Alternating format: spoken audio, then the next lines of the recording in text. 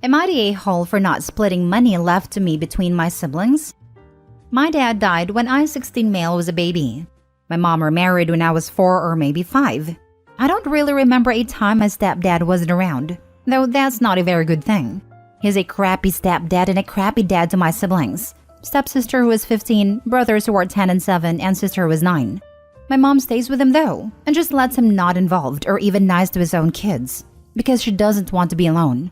My dad's family has been in my life always, and I'm very close to them all. My dad's only sister and I were extra close though. She adored me and always told me I was just like my dad, and he was the best man she knew. She said she would be so proud of me. She died a few months ago and left the bulk of everything to me. And she had a lot of assets. My mom and stepdad were annoyed when they heard because she left my cousins all something, even though not as much as me. Yet nothing for my stepsister or siblings who also considers her their aunt.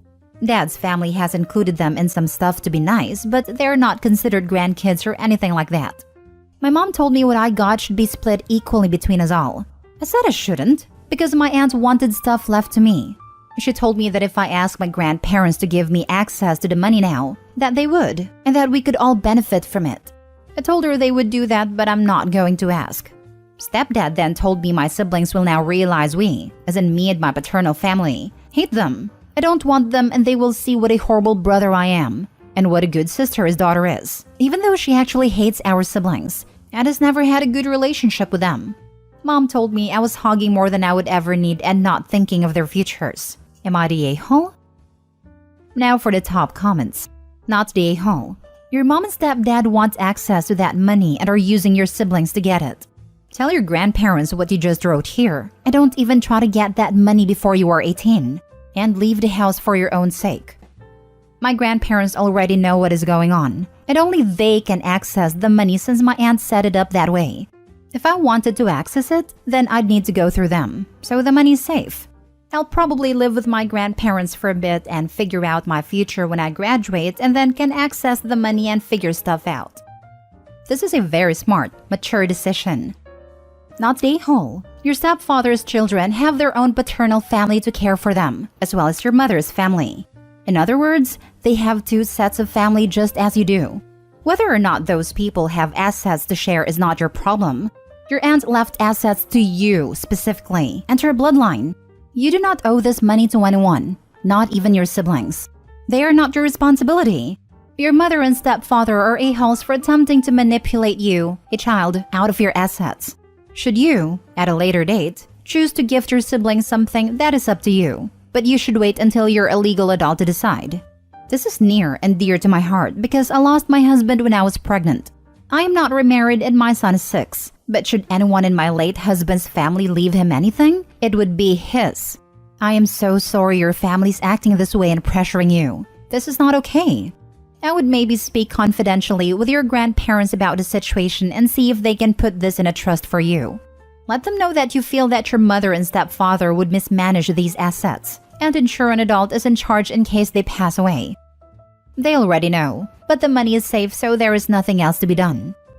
Do you have a will? Although it's unlikely it will be needed at your age, it could happen. Without a will, the money would go to your closest relative, your mom and or your half-siblings, depending on the laws in your state. Is that what you would want to happen to the money? Next story. Am I the a-hole for showing favoritism towards my grandkids? My son married his high school girlfriend when he was 19. I told him I don't approve of his choice for 2 reasons. 1, he's too young. 2, we never liked his girlfriend, so I will never help him with anything. They have 2 kids, Jonah, male 17, and Laura, female 16. When Laura was born, my son begged me for help because they couldn't afford childcare for 2 kids, even though they both work full-time, and none of them can become a stay-at-home parent because they need the money. Even though I told him I won't help, I decided to help anyway because of my grandkids, and hired a nanny for them. The problem is that, whenever we were at their home, I noticed that his wife only takes care of Jonah and leaves Laura completely to the nanny. I never saw her play with Laura or anything, while she was always holding Jonah and playing with him. Once, I told her it won't kill her to touch her daughter sometimes, which caused a huge fight between us, and I fired a nanny. and told them the only help I will give is that I will babysit Laura for them and pay for everything she needs, but I won't help with anything else. My wife and I took care of Laura more than her own parents did. Now, my sweet daughter turned 16 a few months ago. I bought a car for her as she earned some of the money by helping me with my job, and I paid for the rest. Jonah is turning 18 in a few months, and my son asked me to help buy a car for him. I told him I'm sorry, but I won't do that, because I made it clear that I will only help with Laura's expenses. He accused me of showing favoritism and called me an a-hole and being a terrible grandfather for giving one child a luxurious life, but not doing anything for the other one. I told him I'm doing this because he and his wife are terrible parents to Laura, so someone needs to favor her. Now for the top comments. Everyone sucks here. You thought it was wrong that your daughter-in-law showed favoritism, so you responded by showing favoritism? Are you familiar with the phrase, two wrongs don't make a right? I'm going to have to disagree. Daughter-in-law was actively neglecting Laura, and therefore mistreating her. Opie not giving Jonah things is not neglect nor abuse. It's clear Opie took a parental role for Laura, so comparing his treatment to a grandchild isn't a valid comparison. Not the a-hole. Jonah, why did you buy my sister a car but won't buy me one? Opie, because you have a terrible mother. Yeah, good luck with that conversation. Andy refers to Laura as his daughter. Because Laura is basically living with me and my wife, and her parents don't care. And because she has been going to therapy for years to deal with rejection from her parents and has some mental health issues due to this. While Jonah is doing very well and is being raised by parents who love and care about him and provide him with an okay life. Trust me when I tell you, he understands this a lot better than his parents, and he wouldn't swap his life with Laura. You literally stole Laura from her parents and made it where they couldn't have a relationship because you were whispering in everyone's ears about how your daughter-in-law is a terrible mother. You manipulated Laura against her parents and wonder why they only have a relationship with Jonah. You're the a-hole. I babysat her when they were at work. After that, they were responsible for her. I didn't steal anyone. I started babysitting her when she was 4 and sent her back to her parents every day after they came back from work. By 11, she was almost living with us full-time because she didn't want to go home. Next story. Am I the a-hole for refusing to rearrange my work schedule to take my nephew to school? So I, 28 female, don't have kids nor want them frankly. I have a job that I like, work a shift that I like.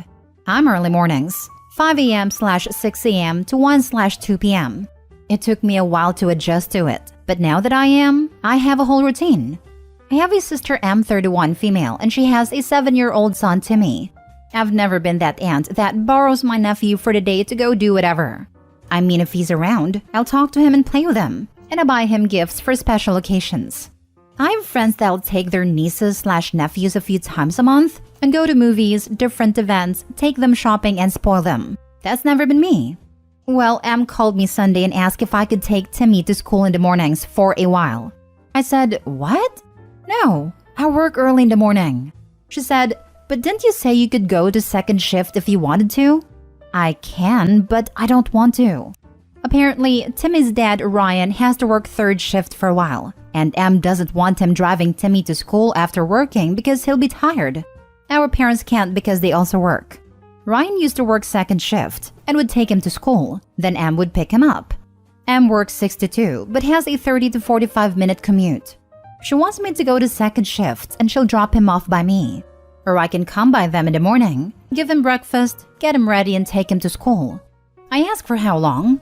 She said she didn't know, but Ryan was going to try to move back to second when they have an opening. So it could be a month, could be a year. I'm not going to switch to second and have Ryan go back to second in a month, and then I'm stuck on a shift I hate. I can't just bounce back and forth either. I get an hour lunch break. It's usually at 9 or 10, but I'm sure if I explained the situation, my boss would allow me to take it at 7:30. Then I could take Timmy to school and come back. I offered this to Em and she rejected it. Said that she's not leaving her 7-year-old home alone for 2 hours. I said, but Ryan will be there. She claims since he might be asleep, Timmy would be on his own and she doesn't want that. I said, well, that's all I can offer you. I'm not changing shifts.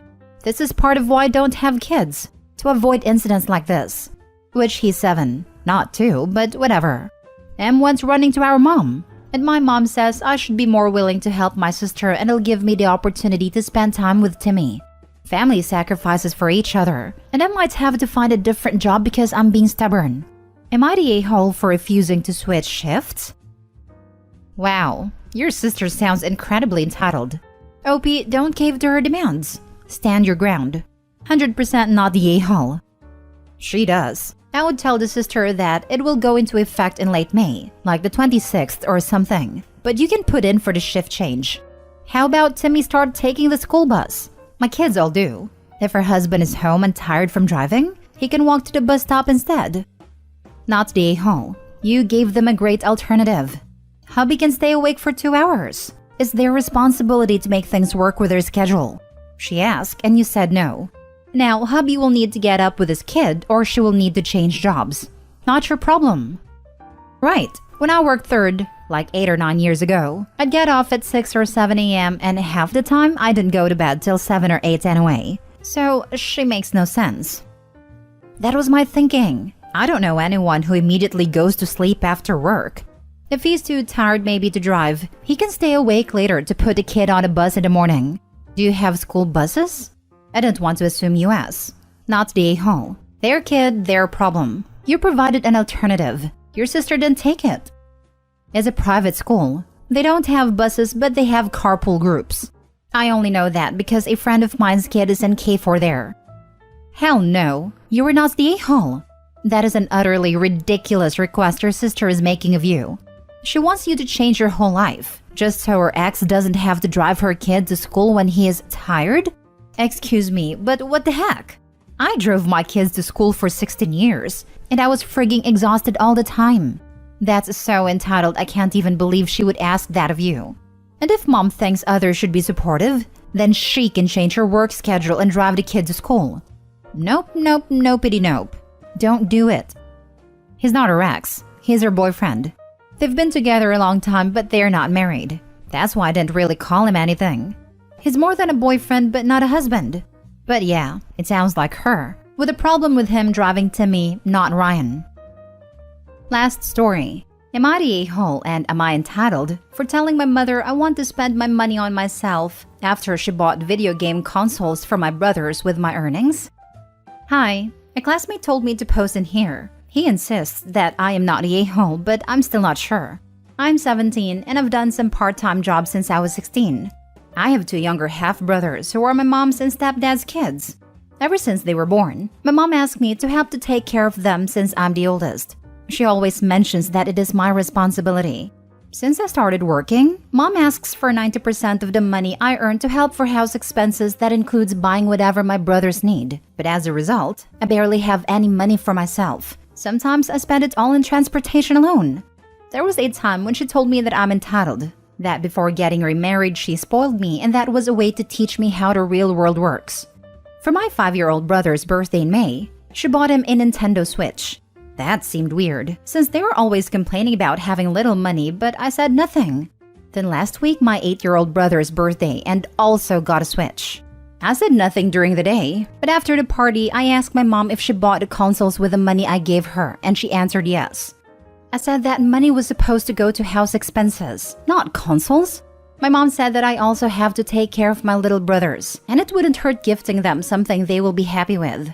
Gotta admit, I got a little mad because I can't afford anything for myself. For example, my phone is an old iPhone 6 that no longer gets updates, and rely on the computer my school gave me for studying.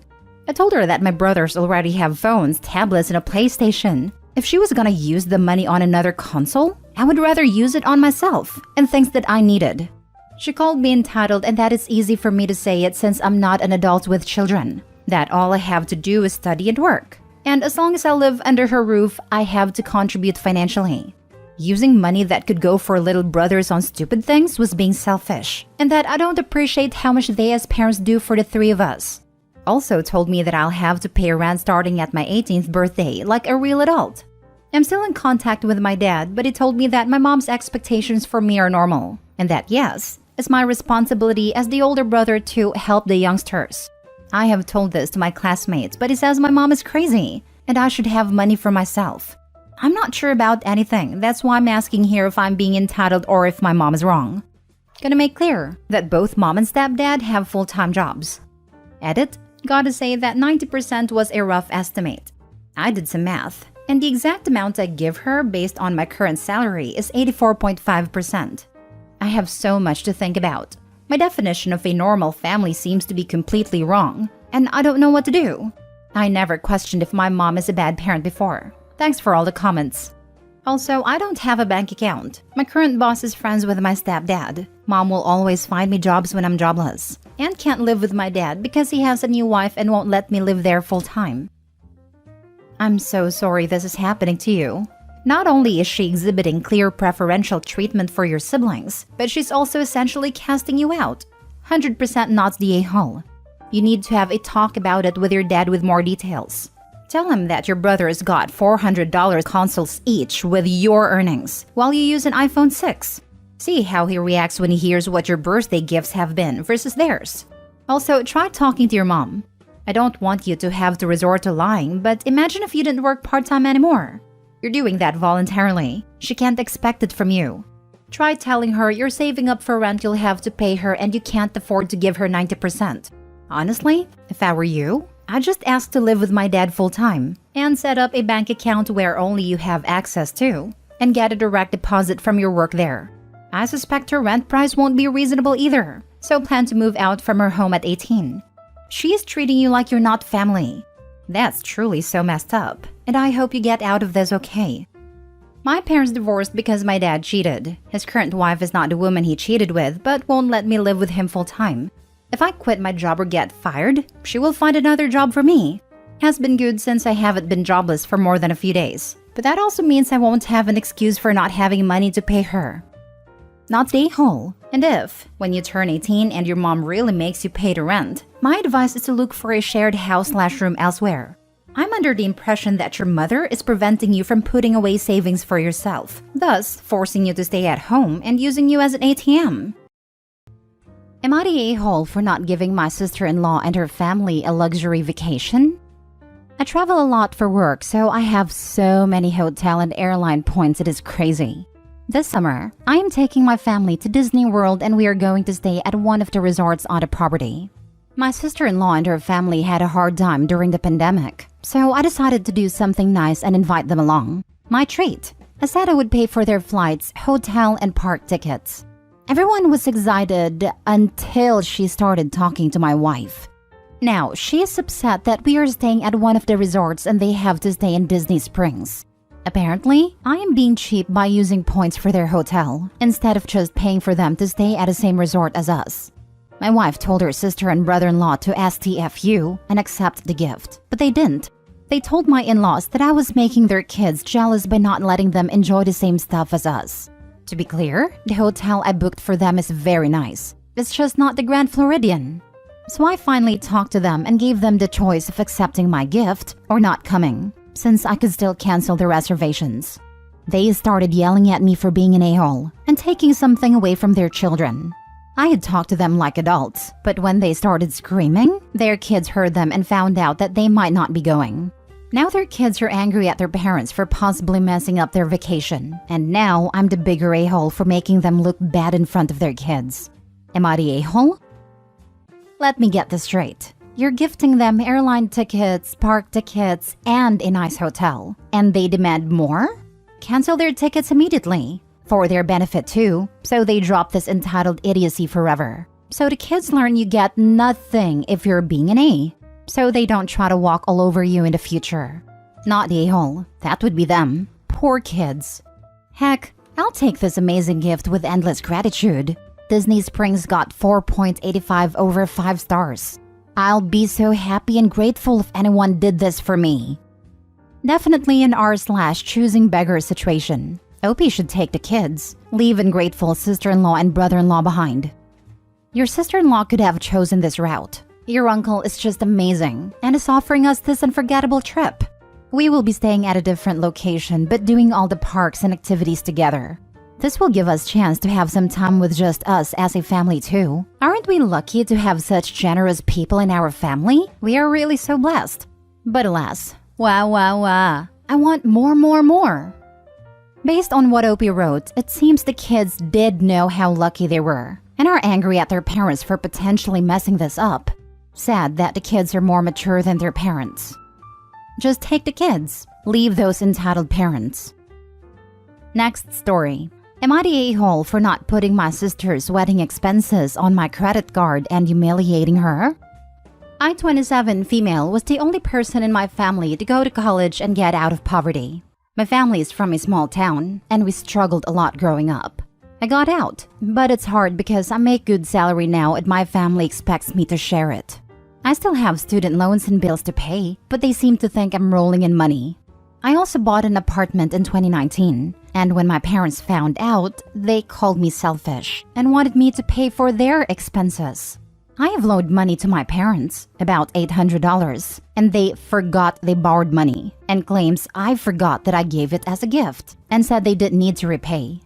My sister and I used to have a good relationship, but once I left for college and did better, our relationship got more strained. She got married, and I came back a few days before the wedding to help her set everything up. We went to the grocery store and she bought $1,700 worth of groceries as we were cooking it for the wedding. Her card was denied, and she tried a few but they were all denied. We stepped aside and she called the credit card company to find out she nearly maxed out her cards. She started to panic and checked her accounts and found out she has $200 left in her checking account. I told her to check her savings and she snapped back she didn't have any, and our mom checked her card and still had $600. So she said she would cover $600 and volunteered me for the other $1,100. I told them I didn't have the money. I did, but I don't think my sister would have the money to pay me back. My sister demanded to see proof that I had maxed out my credit cards and I didn't have any money in my checking. And I told her I don't have to give her proof, I just don't have the money. She started crying and yelling at me that I was looking down on her for being broke, and she knew I have the money. I'm just being stingy. My mom started on me too, telling me that people are staring and people are going to gossip about this. And I was humiliating my sister for making it seem like she couldn't even afford her own wedding. I had enough and walked out. I told them I'd had it with them, expecting me to pay for everything. I walked back to my parents' house, and my sister sent me a text saying I was no longer welcome to the wedding. I drove home without another word, and I'm wondering if I should have just put the groceries on my card to keep the peace. People are going to gossip about this, and I was humiliating my sister for making it seem like she couldn't even afford her own wedding. Shaking my head, she can't afford it. She did this herself. Not a holopy and stop playing ATM for the family. I'm still in awe at $1,700 worth of groceries. That sounds like a feast. Not a holopy. I've discovered that people who never really had money don't understand that you can't just spend willy-nilly when you're in a better financial situation. You still have to pay for housing, food, bills, insurance, savings, etc. You may do well now, but you need a safety net should anything happen and you can't work. You don't owe your family anything. There is always a way out of a bad financial situation if you're willing to research and do the work. I'm stuck at she had $1,700 in groceries in her cart and had no plan to pay for them. You can't convince me that she wasn't aware of her balance or how close to limit she was. She walked into that store, loaded those carts, fully expecting her sister to pay. She created a situation, brought on her own humiliation, and seeded a rumor mill. She should have been prepared with a budget and guaranteed payment before placing one item in her cart. Not a holopy. Your sister and your parents are a-holes. Not the a-hole. You didn't make it look like she can't afford her own wedding, because she actually can't afford her own wedding. Setting aside the weddings are already grossly overly expensive. It's clear she didn't plan, save, or budget well for this. None of which is something you're responsible for. If the family is just going to treat you like a piggy bank, then just removing yourself from the situation sounds like the best move. Next story. Am I the a-hole for refusing to pitch in money toward my sister-in-law's IVF treatments and telling her and my brother that their future children are not my responsibility? My brother Reed and sister-in-law Nora have always wanted children. However, they are unable to conceive naturally. Nora had multiple ovarian cysts and eventually needed to have both her ovaries removed as a teenager. Reed and Nora are in their early 30s and are very urgent about needing to try sooner than ever because they say they are approaching an age where IVF success rates start to decline. Because of Nora's past medical issues, I am told that she will need extra care and her round of treatments will be especially expensive, a little over $27,000. Reed and Nora already have $9,000 set aside in savings for IVF treatments. They've raised $1,000 from friends. The rest of the family is pitching in smaller amounts as well. My mother is giving $2,000. Nora's sister Lauren is giving $1,000. And her parents are giving $4,000, which leaves about $10,000 left. Their insurance will not help to cover it because they don't consider it a medically necessary procedure. Reed and Nora have also had difficulty qualifying for an IVF loan as they have poor credit. So now Reed and Nora are asking me to help because according to the loan advisor, I am allowed to take out the loan on Reed and Nora's behalf. $10,000 is a huge ask for me. And the fact that Reed and Nora have poor credits shows they already don't have a good track record of paying back loans. When I questioned why they didn't ask Lauren, they claimed they couldn't because she isn't single and childless like I am. They see it as me not having any dependents. My mother and parents-in-law don't have a lot of savings, and their early mentioned donations were already a huge gift for them. It takes a long time to correct a bad credit score, and it makes things much more difficult. And as harsh as it is to say, I don't want to take out thousands of dollars in a loan for a procedure that has a good chance of not even working. So I told Reed and Nora no, and that their future children are not my responsibility. I also wanted to put my foot down now, because next it's gonna be a private school tuition or a college fund, and that shouldn't be my responsibility just because I am currently single and childless. Nora was obviously disappointed but told me she respected my choice. Reed was angry. He told me that he would remember this for when I am ever in a time of need, so that I will know how it feels to have family turn their back on me. The rest of the family members have essentially told me, we're not mad at you, just disappointed. Because Nora worried for years that she would never be able to have children or be a mother. They say Reed and Nora would be wonderful parents, and is it right that they can't conceive naturally, which I do agree with. However, I still stand by Nora and Reed's future children not being my responsibility. I don't think it's fair that I should delay or give up the possibility of starting my own family in order to finance Reed and Nora's. Am I the a-hole? Now for the comments. Not the a-hole. And as a mom, I wonder if they can afford having a child if they can't even take a $10K loan. I agree, but this is a bad take. It's not the same spending $27K in a single instance of treatment than spending the same amount over a year or two. I don't have $10K right now, nor can I take a loan for that amount, but my salary would be more than enough to sustain me and a child and even save a little over time. It's not a bad take, because you can qualify for the hypothetical loan, and this couple cannot. If they don't have $10 for the procedure and their credit is too poor to qualify for the loan, they can't afford a child. Yeah, it's not a bad take, especially for the first few years of the child's life where basically one parent is crippled if you're middle class or below, taking care of the child and not earning. Not to mention they're already struggling to keep their finances up without children. Not the a-hole. Oh hell no, you are not the a-hole. That is not your responsibility. I'm sorry they are struggling, but common sense would beg the question, if they cannot afford IVF, how could they afford a child? The treatment may not even be successful. In addition, being single and childless/child-free doesn't mean you don't have your own obligations and causes to which you'd want your money to go. Best of luck to you. Also, being single and childless/child-free doesn't mean brother/sister-in-law are entitled to OP financing their dream. It's a shame for anyone who wants children to have to deal with not being able to have them, but that doesn't mean OP is obligated to fund this procedure. If anyone, it should be her parents scraping the rest together to help their daughter. I'd hate to think the family is making this about OP having a snooty child-free attitude, or OP enforcing their convictions onto others. It's not about that at all, and just brings us back to OP not being obligated to fund this, regardless of his/her choice and lifestyle. Not the a-hole. Never loan money or co-sign a note for people who can't get a loan on their own. There's a reason banks reject them. It's astounding to me that people are so brazen that you should put your financial stability at risk just because they want you to. That's nuts.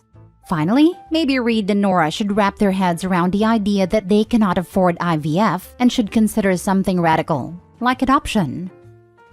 Last story. Am I the a-hole for telling my brother it was a dumb decision to invite his new girlfriend over for our nephew's birthday, and I understand why our brother-in-law uninvited him? My 20 male brother Ron, 27 male, met his late girlfriend Linda when they were 16, and they started dating shortly after.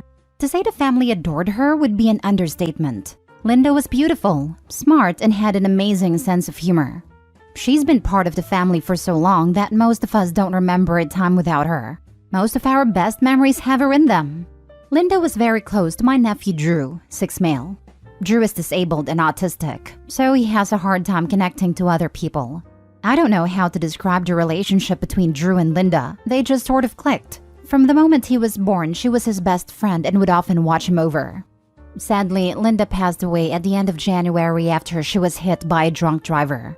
They were still together when that happened. The entire family was devastated and we are still mourning her. Drew took it especially hard, since he doesn't really grasp what death means yet. He constantly asks where Linda is and when she'll be coming back, sometimes going as far as having full-blown meltdowns because he misses her so much.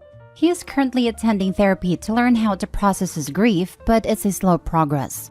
Drew's birthday is in 2 weeks, and my sister and brother-in-law sent out invitations to everyone in the family asking who can come.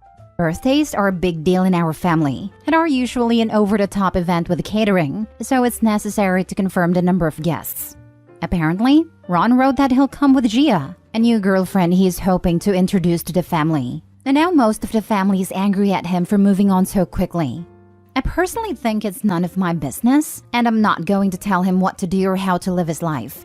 However, bringing a new partner over to his nephew's birthday when he knows how said nephew is so attached to his ex and is still mourning her is idiotic at best and cruel at worst. Brother-in-law told Ron that if he's planning on bringing that girl over for Drew's birthday, he shouldn't bother coming at all. Ron called me to complain, and I told him the same thing. He shouldn't bring her over. Ron called me an a-hole and a bad brother. He said that he's finally happy again after Linda's death. And why is it so hard for us to accept that he moved on and support his relationship? I told him I'm happy to hear he's doing well, and I'm sure the family would someday love to meet the girl that makes him so happy. But I'm standing by my opinion that inviting her now was a dumb decision on his part, and he chose the worst possible time and place to introduce someone new to the family.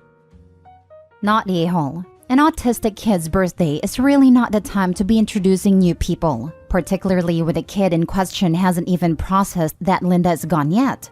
Also, Linda passed away 4 months ago, and he is already ready to introduce a new girlfriend? Well, your brother sure moved on fast. Who knows how anyone would behave when a close loved one dies? Poor bloke is probably in pieces and looking for some sort of comfort from a new relationship and his family. Not saying it's the right time to introduce her, but Christ, have some compassion for the poor man. His long-term partner died not long ago. Surely this is the time for families to be there for each other. People cope however they can. This is something I'd call a rebound. Sometimes rebounds are necessary if you can't take it anymore and need distraction, but that's just me. Had a beloved friend pass suddenly, and her husband was destroyed. Also went into a new relationship within 3 months. It didn't end well. Then had a series of back-to-back. That didn't end well. He was looking for comfort, and this was the only way he thought he could get it. It's been a long time, almost 20 years, and is finally alone for a bit. He still goes to her grave, at least weekly, and has a beer with her. There were side eyes, but I always understood. He honestly hasn't gotten over it. He just didn't know what to do, so he kept trying to replace her. Figured out that he couldn't, and began to process it. Not a-hole. I don't think your brother should be punished for finding happiness with someone new and shouldn't be held to your family's timetable for grief. But Drew's birthday is the wrong time to introduce her to the family, given how young Drew is and how attached he was to Linda. Regardless, the autistic nephew's birthday is not the place for this.